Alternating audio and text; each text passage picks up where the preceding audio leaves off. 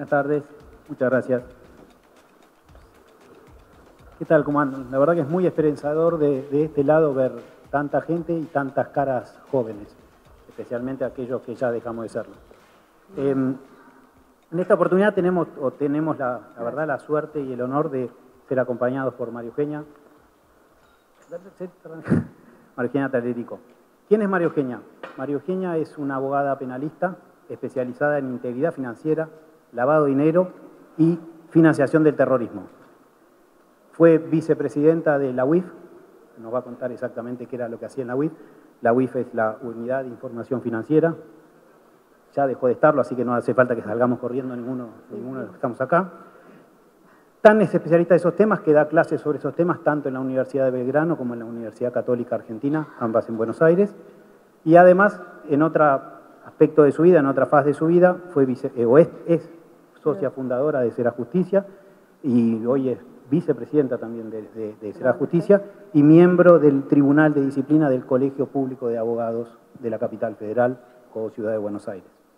Pero a la vez también tiene un tercer costado, que es el político, y hace poquito, en este año, participó en las PASO como precandidata a diputada nacional en una lista de una persona que es muy querida en nuestra fundación, que es Ricardo López Murphy. No vamos a tener el honor de tenerla por ahora a María Eugenia en el Congreso, pero eso no descarta que en el futuro la podemos tener. Okay. Cuando pedimos a María Eugenia, ¿cuál es el título de lo que vas a hablar? Ella dijo 3 palabras, o en realidad 3 conceptos que en 5 palabras. Transparencia pública y desarrollo económico. Y ella hizo hincapié en la unión, en la palabrita más chica, que es la I. Entonces, justamente, esa es la que dispara, que la transparencia pública está unida al desarrollo económico. Entonces, le pregunto a María Eugenia, y con esto dejo de hablar yo, ¿cuán unida está y cuán separadas pueden vivir, si es que pueden vivir separadas? Bueno, muchísimas gracias por la presentación, por la invitación. La verdad que es un gusto estar acá en Tucumán. El esfuerzo enorme que ha hecho la Fundación para traernos a todos. Así que, bueno, gracias a la Fundación y a ustedes por estar acá.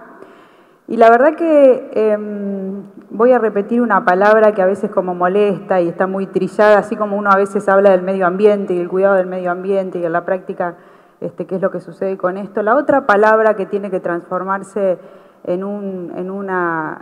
nos tiene que hacer ruido cuando hablamos de transparencia y hablamos de desarrollo económico es la corrupción pública. La transparencia obviamente tiene muchísimas aristas, pero la corrupción pública, cuando se transforma en un problema sistémico y estructural, comienza a afectar sin duda el desarrollo de los países. Y se le presta poco atención a esto como un pilar fundamental del desarrollo, y ya los organismos internacionales y los que asisten a los países a fundar los pilares de una república le están llamando mucho la atención a países como la Argentina, que ya no podemos dejar de decir que no tenemos un problema de corrupción sistémica y estructural que se instaló como en la vida de todos los argentinos. Todos los días debemos tener muchos casos de corrupción en los que vemos, pero además en las funciones esenciales del Estado y en una sociedad que se degrada día a día porque uno de los valores fundamentales, que es la integridad y la ética, no tiene la relevancia que tiene que tener.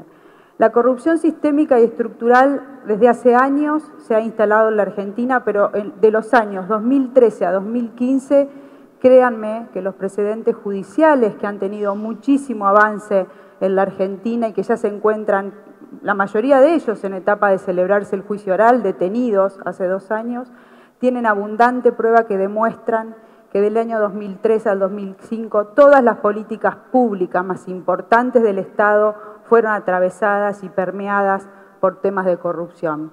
Estoy hablando de la obra pública, estoy hablando de la energía, estoy hablando del transporte, estoy hablando de las obras más importantes de infraestructura para el desarrollo argentino, atravesadas y permeadas por hechos de corrupción. El caso emblemático al que todos asistimos, como el caso de los cuadernos, demuestran que había una concertación no solo de los funcionarios públicos, porque cuando la corrupción es sistémica y estructural está del otro lado del mostrador y las élites empresarias y sindicales que hacen negocios y se benefician de un statu quo que es difícil de romper en los países para empezar con este paradigma anticorrupción que va a hacer que podamos tener una senda de desarrollo sustentable. La causa de los cuadernos, que tiene más de 200 empresarios y funcionarios procesados, fue posible también gracias a la ley de los arrepentidos, iniciativas sueltas que vamos teniendo, gobierno electrónico, ley de arrepentidos, responsabilidad penal de personas jurídicas, que dan un andamiaje que permite a los países hacer avances. Esto fue fundamental en el caso de los cuadernos, como lo fue en el lavallato brasilero, donde la ley de los arrepentidos permite revelar toda esa matriz entre la política y la economía, que como ustedes saben provocó no solo una crisis política en Brasil, sino una crisis regional y una crisis económica, porque hay estudios donde se demuestra claramente que los problemas de integridad, como los que tenemos, ponen a la inestabilidad económica también en jaque, porque la integridad y la estabilidad empiezan a ir de la mano. Es paradigmática en esta causa el rol de una persona en particular, porque yo digo, no solamente los casos anticorrupción que están en la justicia y que a lo mejor muchos de ustedes no tienen por qué conocer o compran esta cuestión del lawfare y demás. Lo que pasó delante de nuestros ojos, vimos fotos de un secretario de Estado con 9 millones de dólares revoleándolos en un convento, o una caja de seguridad de la hija de la expresidente, actual vicepresidente, con 4 millones de dólares en una caja de seguridad, en una financiera de la capital contando 5 millones de dólares el hijo de Báez entre habanos y whisky que iban a ser fugados de la Argentina. Y finalmente Muñoz, el secretario privado que ahora vuelve a surgir en los Pandora Papers, pero ya en Panama Papers había quedado expuesto Muñoz, con inversiones por 70 millones de dólares en los Estados Unidos. Panama Papers reveló que él era el beneficiario final y por la causa de cuadernos supimos que Muñoz era el recaudador de los bolsos de todos los estamentos del Ministerio de Obras Públicas, y ahí la energía, la obra pública, transporte, bolsos que terminaban en la Casa del Matrimonio Presidencial. Esto es paradigmático y no solamente los casos judiciales, nuestros ojos nos permiten ver lo que está pasando. Y yo quiero contarles algunos números, me los traje para leer, para que vean el impacto macroeconómico de la corrupción en los países y cómo esto afecta el desarrollo.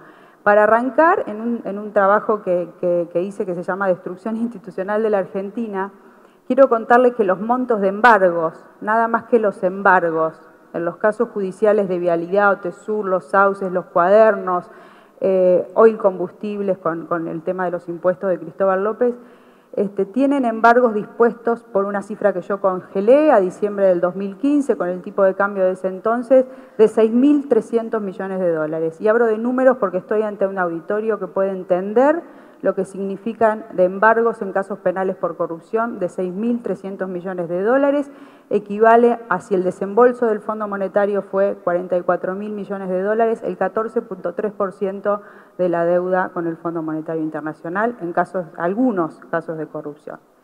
Transparencia Internacional nos dice que por cada $1.000.000 que se pagan en sobornos es uno de los tipos de corrupción, se pierden 100 millones de dólares en costos adicionales por las deficiencias o las erradas decisiones del gobierno que se maneja por la corrupción.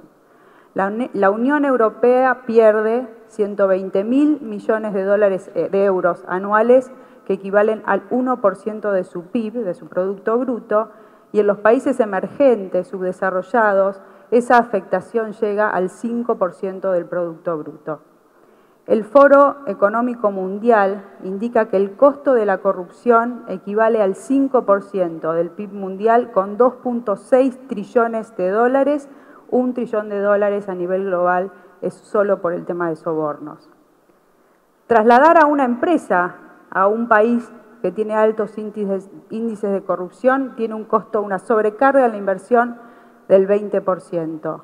Más toda la incertidumbre a la que son expuestas las empresas que se animan a venir a lugares con tanta corrupción como es la Argentina. La OCDE ha calculado que 1 punto de mejora en el índice de integridad de los países mejora entre el 0,59 y el 0,86% la tasa del crecimiento por Producto Bruto por cápita de las personas. El 80% de los sobornos en los últimos 15 años en el mundo, según la OCDE, fueron pagados por empresas privadas. Los efectos económicos, los efectos que causa la corrupción no son solo macroeconómicos, porque todos sabemos los efectos sociales y los efectos institucionales. Pero desde el punto de vista económico, me gustaría hacer el ejercicio con ustedes para que vean palmariamente lo que significa la corrupción. Una licitación pública que lleva corrupción para poder llegar a tener la contratación con el Estado, significa que que se van a incorporar esos sobrecostos al proceso licitatorio. El Estado va a gastar mucho más dinero en licitaciones públicas que se manejan con corrupción.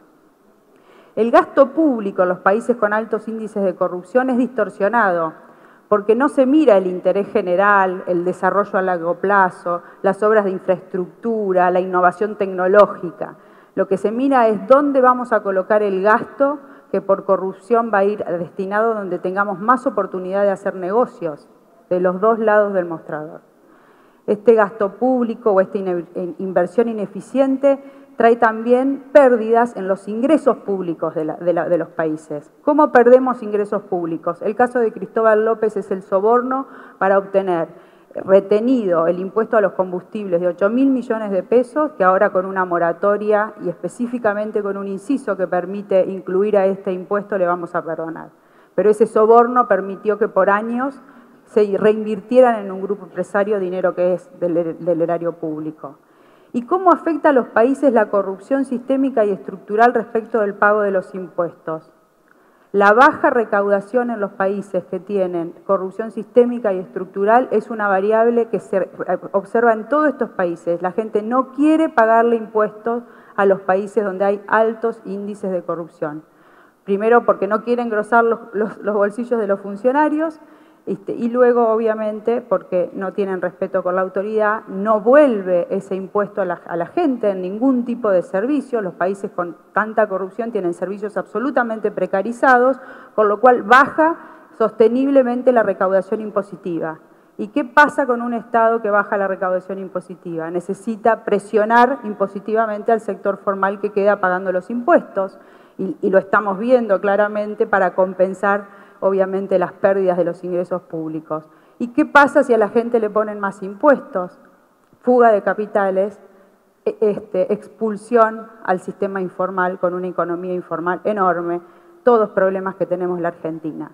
Vamos a sumarle el capitalismo de amigos, porque obviamente la élite que se beneficia de este estado de corrupción no quiere salir de allí y en general los países donde se alteran las reglas de la sana competencia, porque la sana competencia importa menos corrupción, porque la gente que necesita invertir en un país necesita hacerlo a largo plazo, con transparencia, con integridad y con una competencia sana, no con las reglas de la corrupción. Así comienzan los capitalismos de amigo a fijar las reglas de la economía que se funda en la corrupción.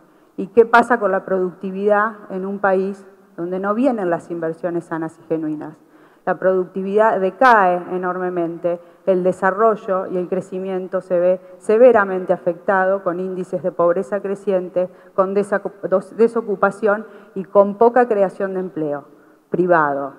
El Estado en estas condiciones necesita generar empleo público con más gasto para tener a los rehenes que van a votar a estos poderes, que es la gente que va a depender del empleo público y de un gasto social ineficiente, creciente, a modo de subsidios, planes, apoyos, gente cada vez más dependiente de esto. Esto genera, ¿qué otro efecto?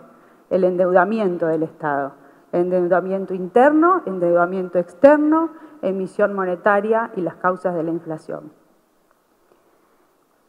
Estos son los efectos macroeconómicos, creo que es fácil pensarlos, a lo mejor dos aspectos más, o tres. Uno, en los países con altos índices de corrupción florece el crimen organizado.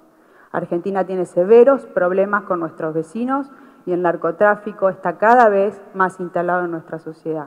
Necesita de las reglas de la corrupción, el crimen organizado para instalarse, para prosperar, porque tiene protección. Este es otro de los flagelos que afectan a la seguridad y a la paz, al orden social de los países que tienen altos índices de corrupción. En la sociedad los efectos son tremendos, se degrada la autoridad, se degradan los valores, es más fácil ser un funcionario corrupto o vivir del narcotráfico que tratar de acceder a buenos servicios que están absolutamente precarizados de la educación y de la salud. El impacto a los más pobres es enorme porque no tienen el acceso de los privilegiados que aceptan las reglas de juego de la corrupción, se degrada la sociedad, las cuestiones de desigualdad, ya sabemos las oportunidades que han brindado en la región, la desigualdad social, la indignación social, el desorden social que se provoca frente a líderes o frente a un país que no le puede dar respuestas a una sociedad en estas condiciones. Se degrada el Estado de Derecho porque el cumplimiento de la ley no es la regla, ni puede serlo, porque tampoco la respetamos, porque hay desigualdad en el cumplimiento de la ley respecto de los que están en el sistema de corrupción y los que no estamos. Entonces eso hace perder calidad a nuestra democracia, en nuestras instituciones y en la República, donde los controles y contrapesos están con las reglas de juego de la corrupción. Entonces creo que el problema que tenemos es muy grave. De la Paulera hablaba del liderazgo político en términos económicos y de sostenimiento de un plan económico.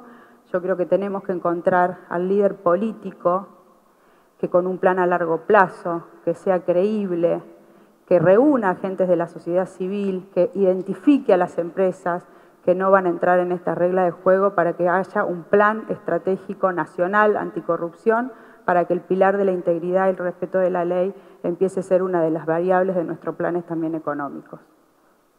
Muchas gracias, María. La hace difícil porque todas las preguntas que tengo, ella se las hizo y ya las respondió. Bueno.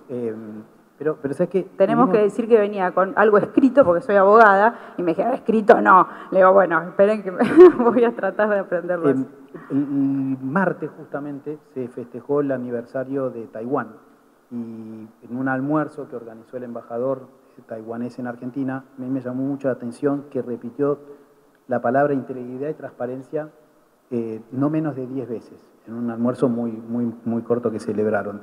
Y de ahí es donde me pregunto, ¿no? Países como Taiwán, países como Singapur, que claramente se han desarrollado productivamente de manera exponencial en estos últimos años, no es casualidad que justamente el embajador haya hablado tanto de integridad y transparencia, ¿no? ¿Cómo lo ves vos? Bueno, y te junto con otra pregunta, porque estamos apurados de tiempo, es ¿cómo hacemos para salir de este pozo grande en el que nos hemos metido?